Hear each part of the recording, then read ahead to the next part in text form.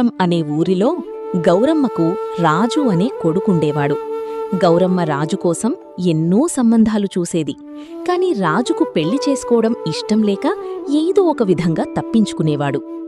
ఒకరోజు రాజు తన స్నేహితుడితో కలిసి చిన్న పనికోసం పట్నానికి ప్రయాణమయ్యాడు.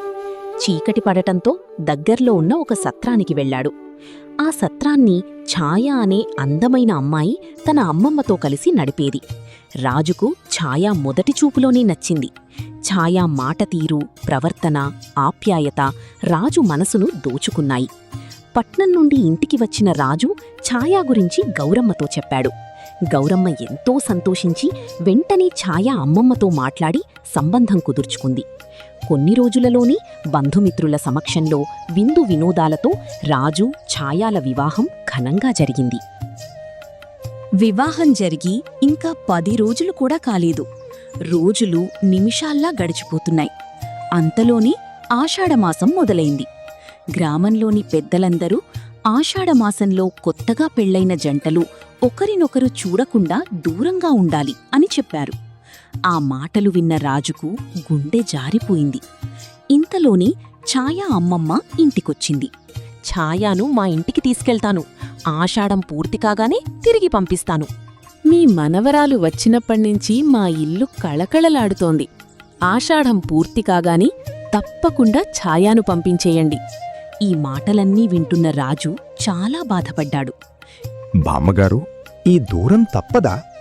తప్పదు మనవడా, ఇది మన సాంప్రదాయం. ఛాయ మెల్లగా నవ్వును ఆపుకుంటూ, 1 నెల మాత్రమే కదా, చూస్తుండగానే గడిచిపోతుంది అని రాజుకు ధైర్యం చెప్పింది. కాని రాజుకు అది 1 నెల కాదు, 1 యుగంలా అనిపించింది. మరుసటి రోజు ఛాయ తన అమ్మమ్మతో కలిసి పుట్టింటికి వెళ్ళిపోయింది. ఛాయ వెళ్ళినప్పట్నుంచి రాజుకు ఏమీ తోచడం లేదు. అందరి మధ్యలో ఉన్నా ఒంటరిగా ఉన్నట్టే అనిపించేది. కొన్ని రోజుల తర్వాత వారిద్దరి మధ్య ఉన్న ఈ దూరం తట్టుకోలేక ఛాయాను చూడాలని రాజు అత్తగారి ఊరికి బయల్దేరాడు. కాని నేరుగా వెళితే పెద్దలు తిడతారని ఒక సంచిలో కూరగాయలు వేసుకుని కూరగాయలు అమ్మేవాడిలా వేషం వేసుకున్నాడు. ఛాయ ఇంటి ముందు నిలబడి, టమాటాలు, కొత్తిమీర, బెండకాయలు, తాజా కూరగాయలు అని గట్టిగా అరవసాగాడు. లోపల ఉన్న ఛాయ రాజు గొంతును వెంటనే గుర్తుపట్టింది. ఇంతలో అమ్మమ్మ బయటకు వచ్చింది. ఏరా మనవడా, నీ వేషం మార్చుకున్నావుగాని నీ గొంతు మాత్రం మార్చలేకపోయావు. అది చూసిన చుట్టుపక్కల వాళ్లంతా నవ్వడం మొదలుపెట్టారు. బామ్మగారు, ఒక్కసారి ఛాయను చూసి వెళ్ళిపోతాను. 1 నెల తర్వాత మీ ఆవిడ ముఖం చూసుకుంటూ రోజంతా కూర్చోవచ్చు. ఇప్పుడు అల్లరి చెయ్యకుండా ఇంటికి వెళ్ళిపో. రాజు నిరాశగా ఇంటిదారి పట్టాడు. ఆ రాత్రి కూడా రాజుకు నిద్ర పట్టలేదు. వెంటనే తన స్నేహితుడు గోపి దగ్గరికి వెళ్లాడు. అసలు ఈ ఆషాఢమాసం ఎందుకు పెట్టారా?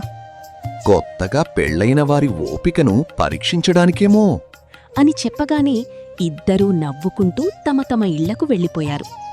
ఆ నెలంతా రాజుకు యుగంలా గడిచింది. చివరికి ఆషాఢం పూర్తయింది. ఛాయ అమ్మమ్మ ఛాయాను తిరిగి అత్తగారింటికి తీసుకొచ్చింది. ఛాయాను చూడగానే రాజు ఆనందానికి అవధులు లేకుండా పోయాయి. మనవడా, ప్రతి సంవత్సరం ఆషాఢమాసంలో ఇలాగే మీ ఇద్దరూ కొంతకాలం దూరంగా ఉండాలి. ఏంటి, ప్రతి సంవత్సరమా అని ఆశ్చర్యంగా అడగగానే ఇల్లు మొత్తం నవ్వులతో మార్మోగిపోయింది. ఈ కథ మీకు నచ్చినట్లయితే దయచేసి వీడియోకు లైక్ చేయండి. ఇలాంటి మరిన్ని ఆసక్తికరమైన కథల కోసం మా జేకేవీ స్టోరీస్ ఛానల్ను సబ్స్క్రైబ్ చేసుకోండి.